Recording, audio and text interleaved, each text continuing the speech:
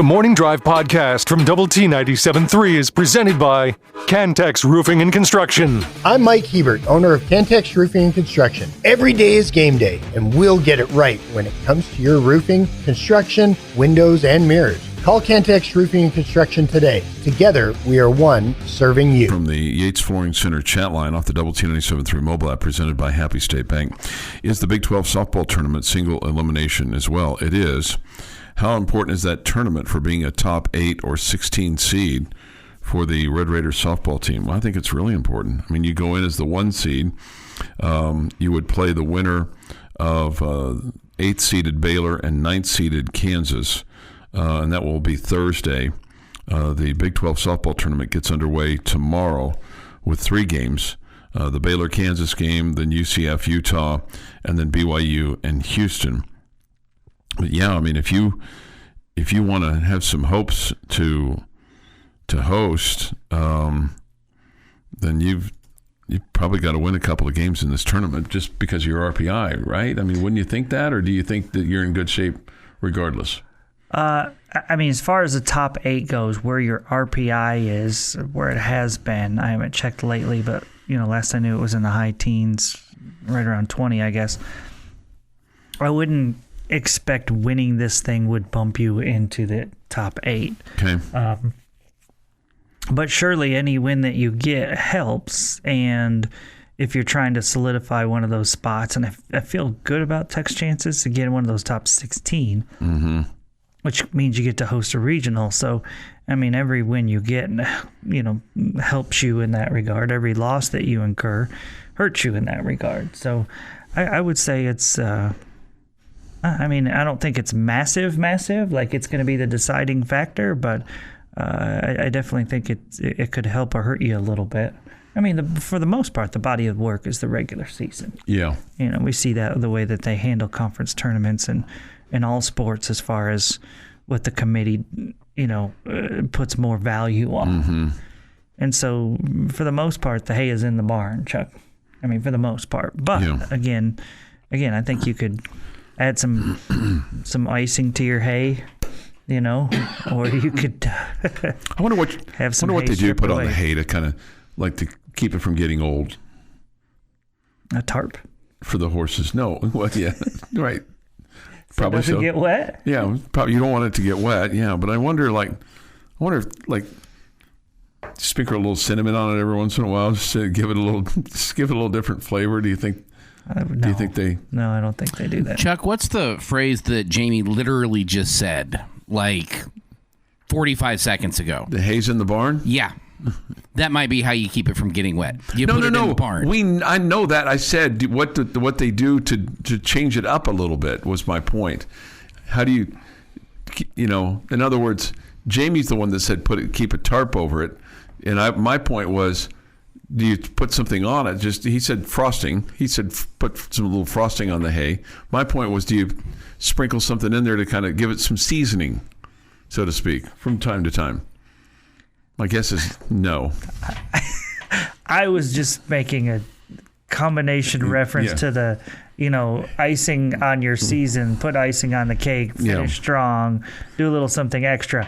I didn't really think that anybody would put icing on hay to make it taste better, or any spices or cinnamon. It made me think out loud. It feels like the horses don't complain much. They just get after it.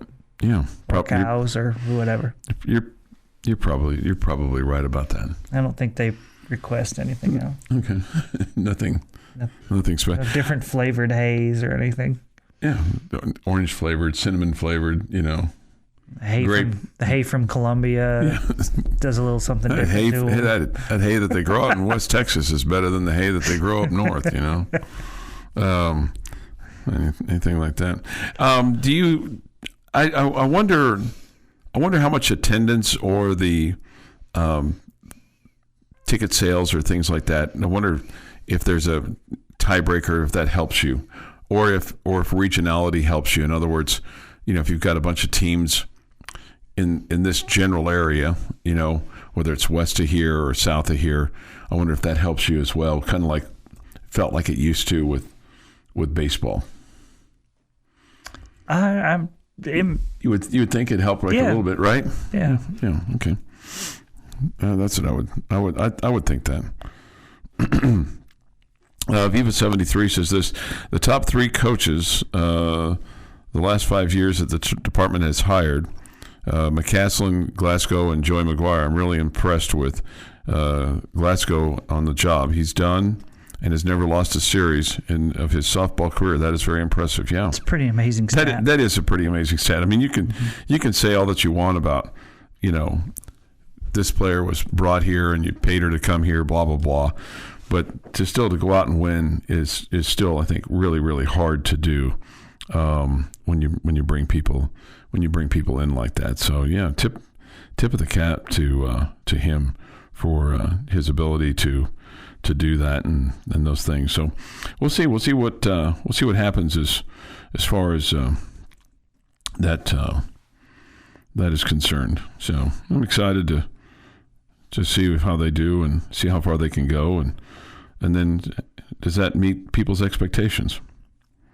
And that's, I guess, the question is, if you had high expectations at the start of the season, they probably haven't changed at all. And if you just kind of went, well, we'll see what happens, kind of expectations, then you have to go, well, it may have exceeded your expectations because they won the Big 12. But now it's about postseason time. Sure. Because I would imagine that softball team had extremely high expectations, especially with the roster that they assembled.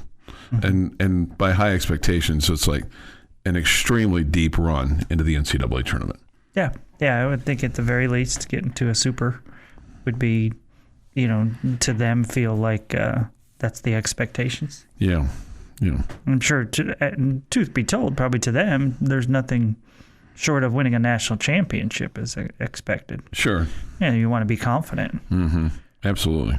6:40 this morning here on the Morning Drive. If you have a thought or a comment, if you're a horse guy and you've sprinkled something on your hay to kind of help, change it up for your horses, I'm curious if that's the case, or if it's just, hey, here's the hay, it's fresh hay, enjoy.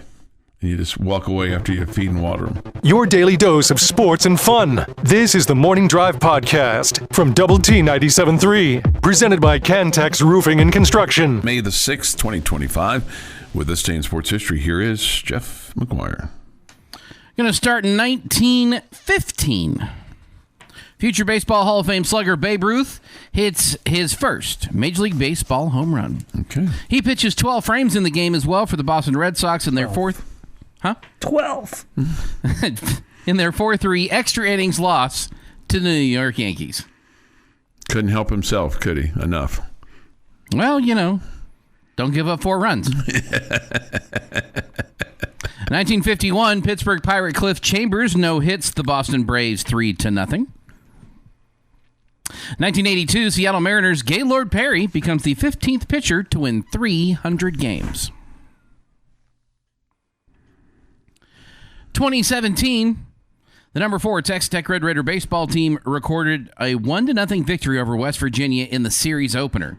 Sophomore lefty Erickson Lanning got the start for the Red Raiders in the first game of a doubleheader, tossing 6 innings of shutout baseball, giving up only 2 hits, walking 2, and striking out 1.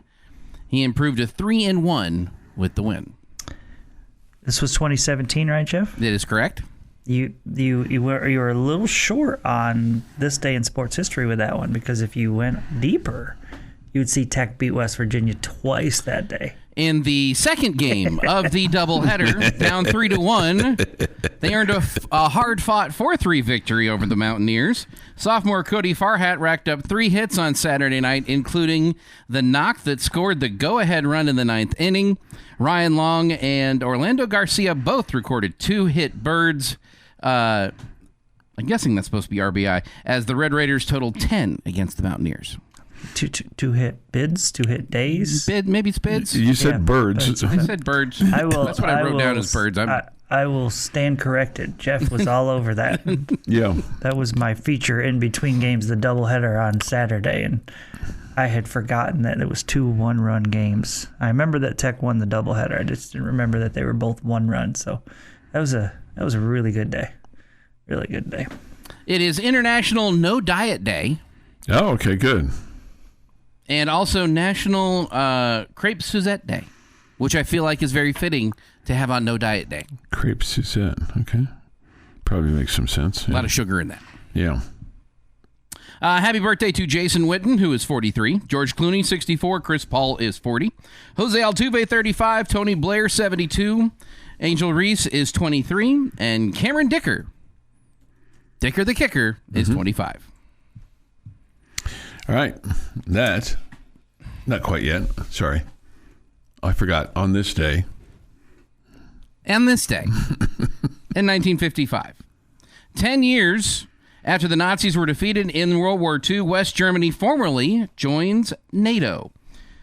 This action marked the final step of West Germany's integration into Western European defense system. They'd been a divided nation since 1945, when the Americans, British, and French held zones in the occupation of West Germany and West Berlin. The Soviets controlled East Germany and East Berlin. Although publicly both the Americans and the Soviets proclaimed their desire for a reunited and independent Germany, it quickly became clear that everybody just wanted them to be on their side. So that's the beginning, well, not the beginning of, but definitely part of the Cold War. And that is this day in sports history. All right.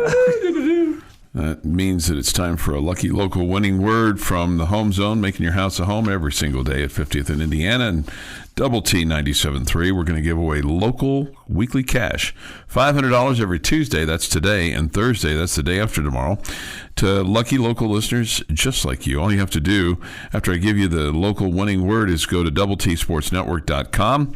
Enter in for your chance to qualify to win $500 every Tuesday. That's today, and Thursday, that's the day after tomorrow. More times that you enter, the more chances you have to win. That makes a whole lot of sense. It's all from the home zone, helping you make your house a home, and Double T 97.3. The lucky local winning word at 6:45 is Eagles. Eagles, as in Philadelphia Eagles. Eagles, E-A-G-L-E-S. Fly, Eagles, fly. Eagles. Wish we had saved that one for choice. Yeah, I was kind of thinking that sounds like a choice word. Choice, not fan of the Eagles. No, he is not. Not at all. And I understand that. All right, so go to doubleTSportsNetwork.com and enter the word Eagles. Somebody says this: I will not snap your arm if you will just say, I love crepes. I don't love crepes. I mean, I've had crepes before. I like cherry ones. I like that.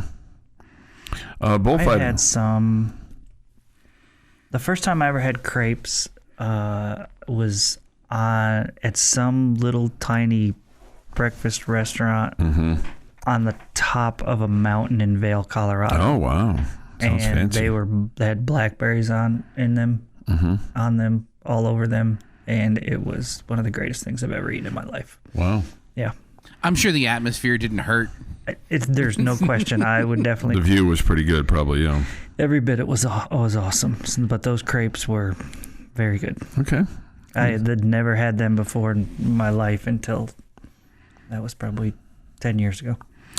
This makes some sense that he would have some knowledge in this. Bullfighter offers this with regard to the horses. Horses can't eat all hay like Dallas grass, Argentine Baja grass, Johnson grass, sorghum grasses, and Sudan grass. Foxtail millet and switchgrass should be avoided. Cows have to avoid alfalfa hay or they can get bloated and die. You won't do that. Be a bad deal. Yeah. Let's keep Jamie the calf away from which is now, it's a full-grown cow away from the alfalfa hay. Yes, she should do that. Okay, so my prediction for the ladies softball team this year is that they will be in the Final Four of the Softball World Series. That would be fun. Yeah, I hope you're right. And then I hope they go a little bit further, right? We get this observation from someone else. The softball team will have to make better base running decisions. Probably cost them the second game in Provo. Pinch runner got picked off third in the last game that caused a probable insurance run. Going to root them on in OKC, Wreckham. Okay, good for you. I think that would be really fun to go to. Okay. The college softball World Series. I think that'd be cool. Yeah. Should the Sips win the Natty next year with a football-only budget of $40 million? I'm glad we don't play in the SEC. We'd be sitting in last or next to last, even with Cody's oil money.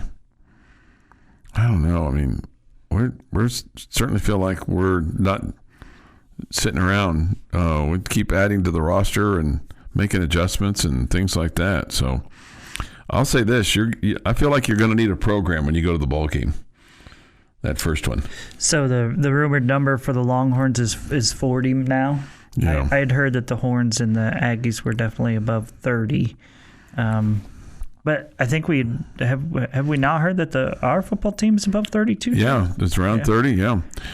Kirk Bowles says the Longhorn roster currently costs somewhere between $35 and $40 million. Mm-hmm.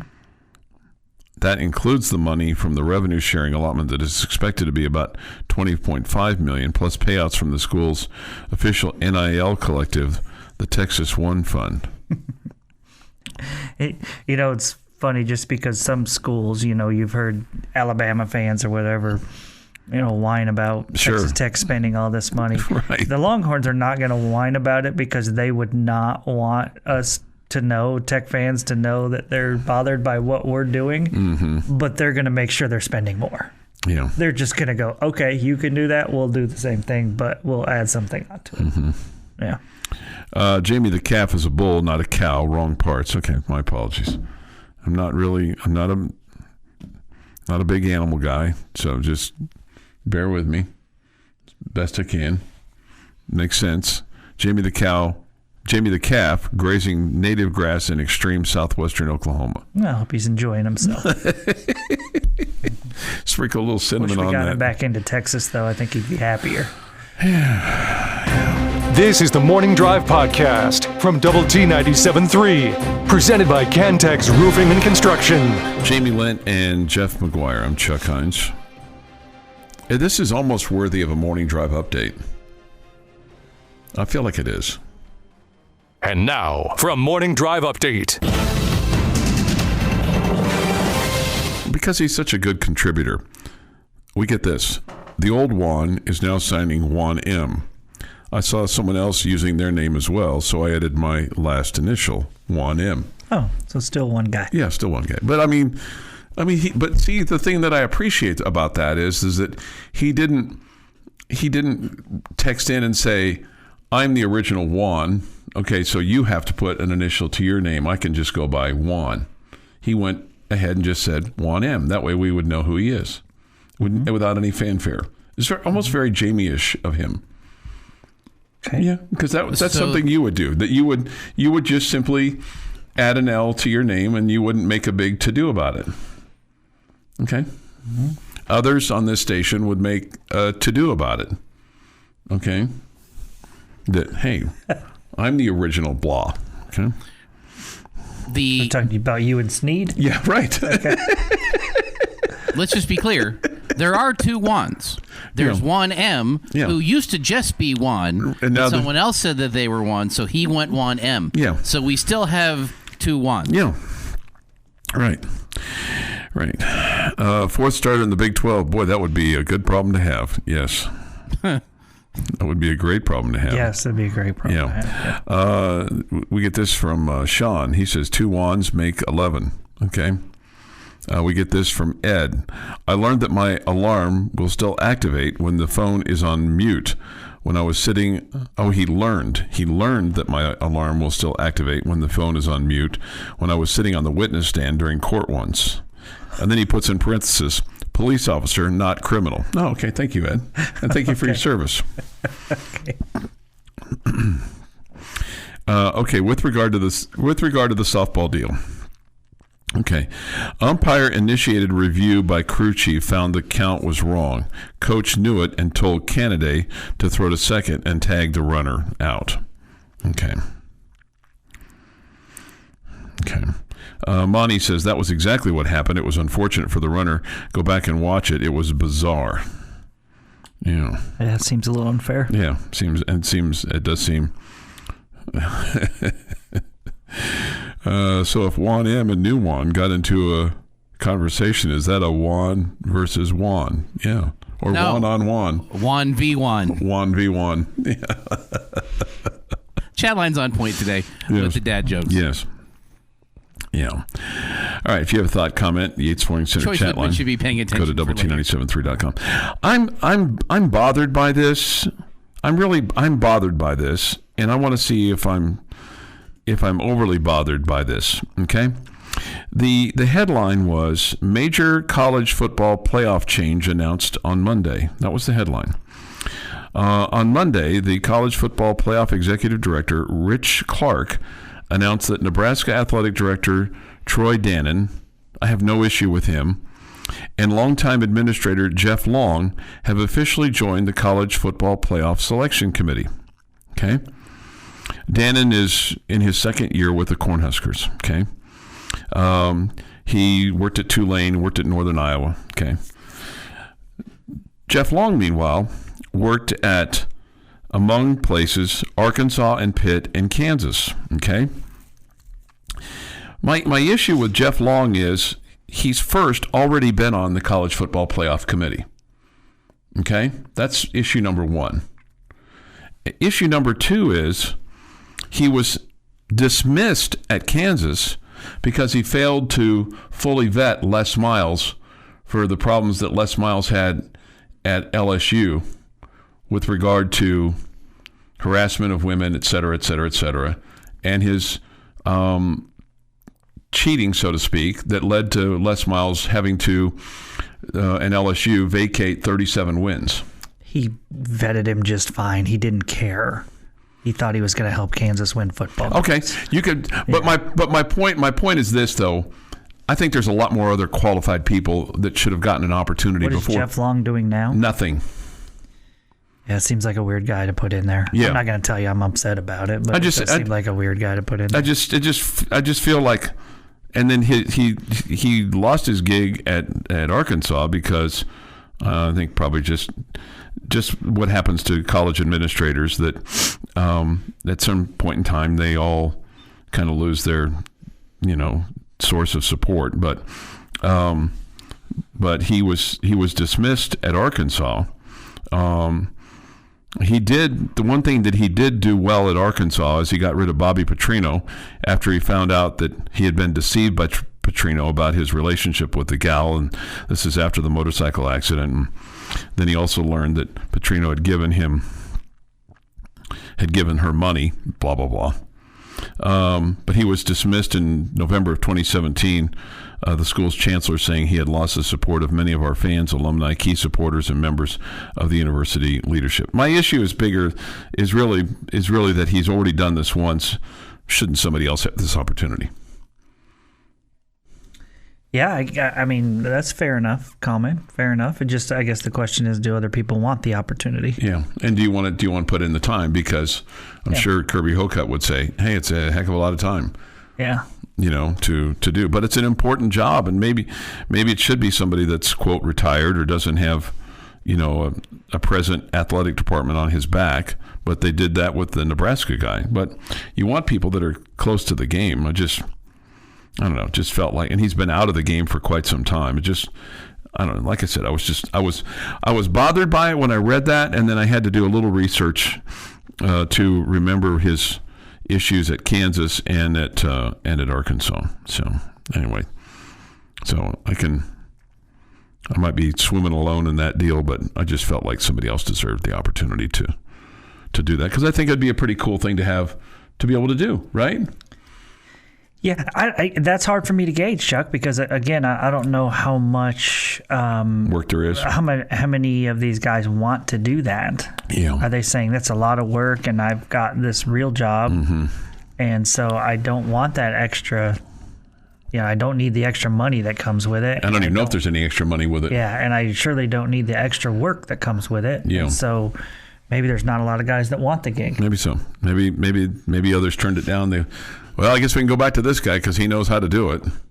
But it's been quite some time since he was on that committee, and it's changed. But when I saw that headline, I'm like, oh, hey, maybe they're going to say we're going to seed it like it should be seeded with the 12 best teams, Or, hey, maybe we're going to go to 14. But we don't have that word yet. Nope. We'll probably have a new pope before we have that. I would guess, because that's coming quickly, right? Yeah, I think so. Yeah, so I think we'll have a new pope, yes. Yeah, before that. I feel like that's a gimme. Yeah, before the college football playoff committee can make a decision on how they're going to seed things for the coming year. I mean, because the college football committee's always worked so incredibly quickly. Made so many quick changes in college football. Yes. We're making quick changes now in college sports, but We can't get to the proper way to seed this. And they should have just done that from the get-go, but I guess you learn as you go sometimes. Mm-hmm. But one thing we do know is once you've gone one direction, it's hard to fix it if you go, ooh, that was a bad decision. Right? now you'd have to admit you made a bad decision. And a mistake, right? Yeah. Right. And college football has never, ever made a bad decision. So to speak. They've just made better decisions since then. Oh, okay. I like that. Can we use that around here? I didn't make a bad decision. I've just made a better decision based on the experience from this decision. I don't know if that'd fly or not. The Morning Drive podcast from Double T 97.3 is presented by Cantex Roofing and Construction. His question of the day on Double T 97.3 is brought to you by Connecticut of West Texas. All right, today's question of the day will have nothing to do with the Chiefs or the Cowboys schedules. Okay. I figured that. But technically it could. Okay. This is just out there today. Jeff mentioned something in this day in sports history today, and I was just kind of thinking, that would have been cool to be at that sporting event. Mm-hmm. And so I'm going to ask you today, you cannot pick one of your favorite teams. Just try to avoid that. All right. Okay. Name a sporting event in history. It could be any sport that you would have thought that would have been cool to be there for that. It could be one that happened last week. It could be one that happened in 1887. Okay. And so to me, this kind of fits like the time and era of like wanting to be at a sporting event in that era too. Like, I feel like the era factors in with me. But you can't pick your team or one of your teams. Right. It's got to be something. It's got to be something different. So the Miracle on Ice out because we are clearly for the U.S. team. That was in my brain. One of the games. That seems unfair. Because it's everybody's team. It's right. Everybody's team. So if you wanted to say that one, you could say that one. That's a good answer. That's a good answer. Yeah, that was a thought.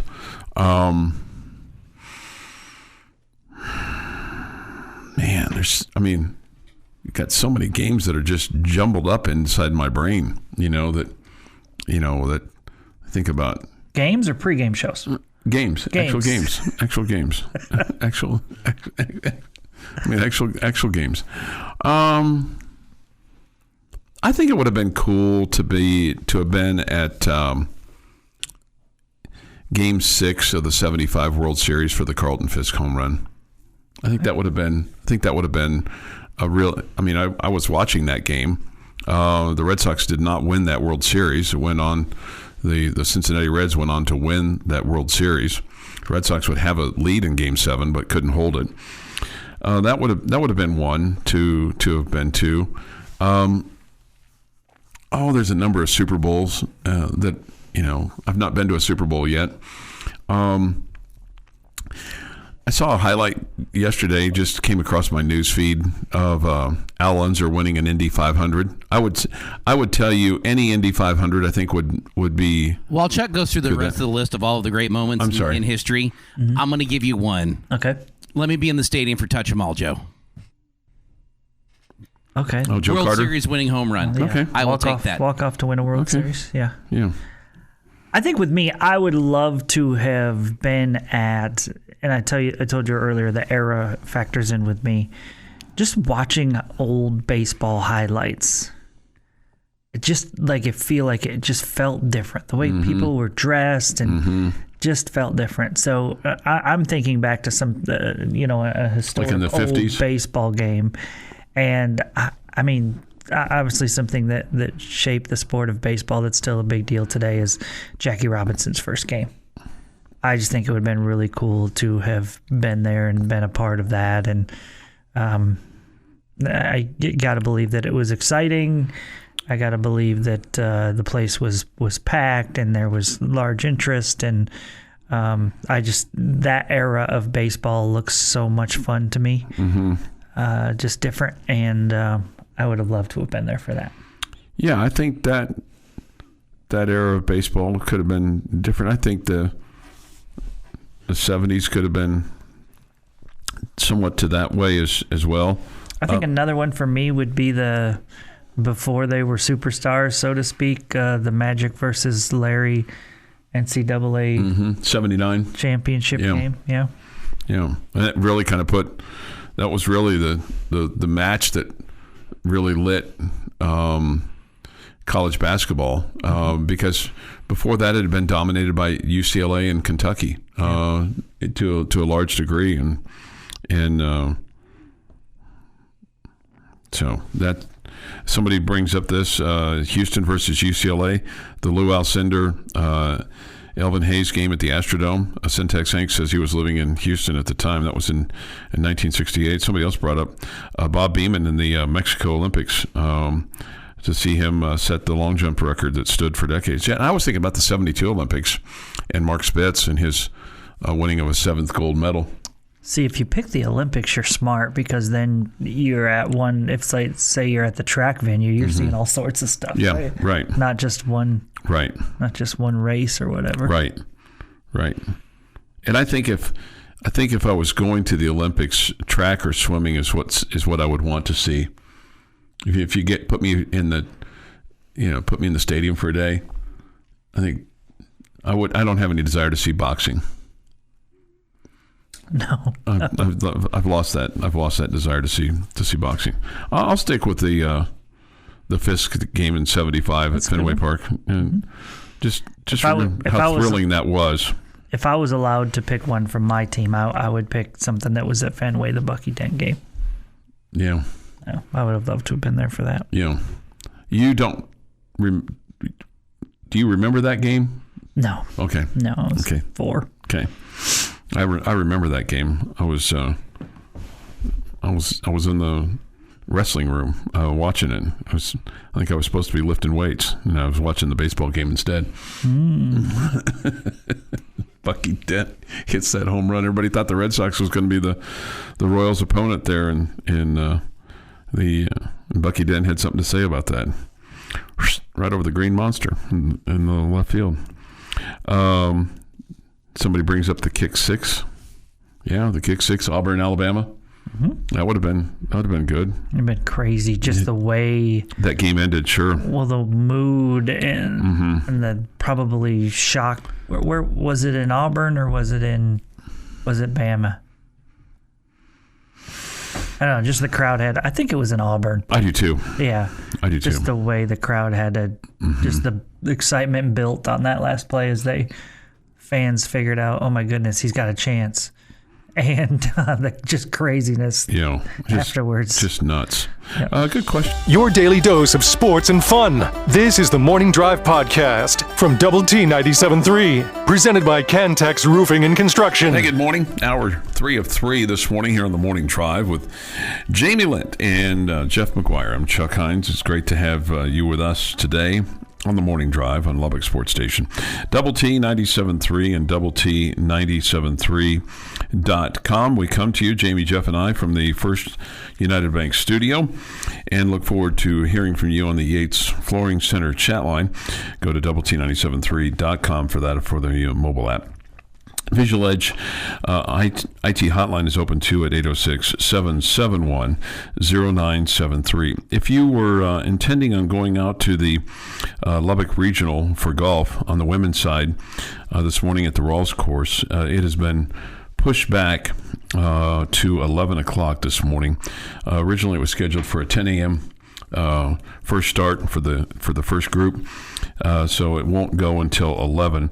The first Texas Tech golfer will tee off, Clara Hertova. She'll tee off at 12:50 this afternoon. So just kind of keep that in mind if you were planning on going out there. I believe she's the only Texas Tech golfer, correct? They're not, as a team, they didn't. Yeah, right. So the Lubbock Regional, sure. Yeah, right. She's the only golfer. Yeah. The men's team did qualify for the NCAA tournament, but she was the lone ranger for that. So anyway, that just kind of gets you up to speed on that a little bit. We'll have Texas Tech baseball on the air for you tonight as they take on New Mexico State over at Rip Griffin Park. This will be a 5:30 broadcast time and a 6 o'clock first pitch. Connor Mohan will go for the Red Raiders, 1-2 with a 648 earned run average. Red Raiders then will be idle tomorrow. They were originally scheduled to take on New Mexico, but both teams saying, we got other things we got to do. And Coach Tadlock saying on his radio show last night, gives his team a chance to get ready for finals tomorrow. I guess tomorrow is dead day. I'm not certain of that. But, just said, gives our guys a chance to get their ducks in a row, is what he said. It's good to have your ducks in a row. It's good to have your ducks in a row. Do you feel like you have your ducks in a row pretty much all the time?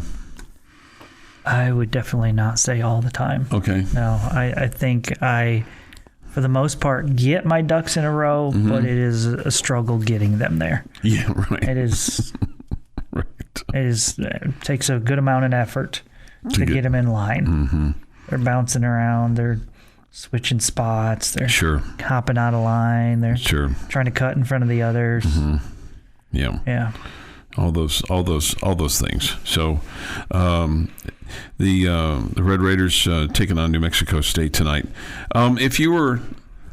As you're going into this weekend, is Tuesday the better day to play, or would Wednesday? I guess they made this choice to play Wednesday to play Tuesday as opposed to Wednesday. But just in terms of like routine and getting ready for a Big 12 weekend. Tuesday's better because it gives your pitchers that pitch another day to recover before Friday. And that was one of the things that made Friday, losing the game on Friday to rain or weather in West Virginia so kind of clunky, because it basically left you with just Jack Siebert for one day. Yeah, pretty much. I mean, there was a possibility if he didn't throw as many pitches that you would use him a second day. Like, for example, both Perko and Parrish pitched twice back-to-back days, but they didn't throw 50 pitches like Siebert did. Yeah, he went 4 innings. It did not benefit you to have the Friday game postponed and play a doubleheader on Saturday. Do you feel like with the way, I mean, I know that they lost 2 of the 3 and lost, the second game of the doubleheader and then the Sunday game. But do you feel like there was something to be gained out of the West Virginia series, just in terms of how you played, maybe how you pitched and how you played defensively? Maybe you didn't get the hits that you were looking for, but do you feel like that there was some positives out of that series?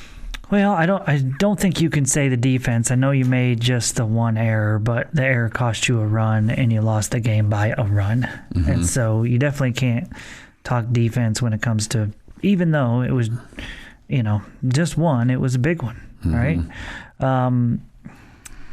I think the pitching staff should continue to walk away from that feeling good about the progress that they're making, the fact that, and even Matt Hewer, who only gave you 4 innings in his start, that was because of the delay, when you had an hour and a half delay, and so you didn't want to bring him back after the delay, so to protect his arm. So, yeah, I feel like you walked away feeling better about how your guys are throwing, and we saw that last weekend, too, against Arizona. So you can take that away, but at the same time, then you can look negatively upon whatever confidence you have in your pitching staff. You might have the opposite right now in your offense, because you really, you scored in 3 of 18 innings against UTRGV in the midweek, and then you can only muster up 8 runs in 3 games over the weekend. 6 of those runs were in the first game. Yeah. It'll be interesting to see the approach for the next 2 weeks for your opponent, because right now, if the season ended right now, UCF would be out of the Big 12 tournament. But they still have, a couple of opportunities to get back in there. And then your next opponent, BYU, is, right there. I mean, they lead UCF by a game. So I'm sure that UCF and BYU, they're looking at Texas Tech and going, they're not necessarily the team that they've been. And, maybe there's an opportunity for us to improve our lie a little bit or solidify in BYU's case, because they're going to be playing at home, their opportunity to go to the Big 12 tournament. And you're not really in risk of that, but you would like to improve your seeding. So there's, when you look at it, you've got two teams that are below 500 for the next 2 weeks, but there's a lot to play for. Yes, absolutely. For both you and your opponents. Yeah.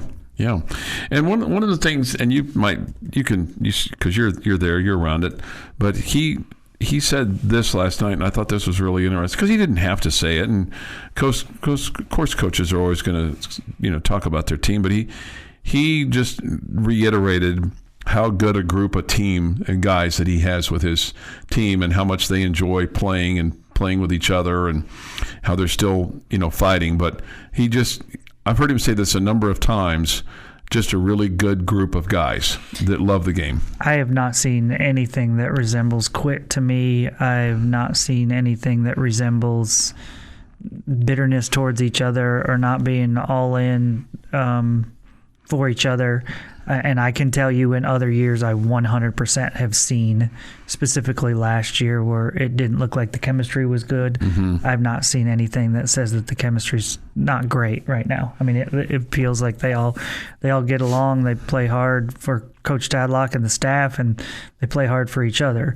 Unfortunately, things haven't always gone their way, but I've seen no signs of them packing it in or anything like that. Yeah, and like I said, he just reiterated just what a good group of guys it was, and I think he enjoys being around them too. This has been the Morning Drive Podcast, presented by Cantex Roofing and Construction. Check out our library of Double T 97.3 podcasts at doublet973.com.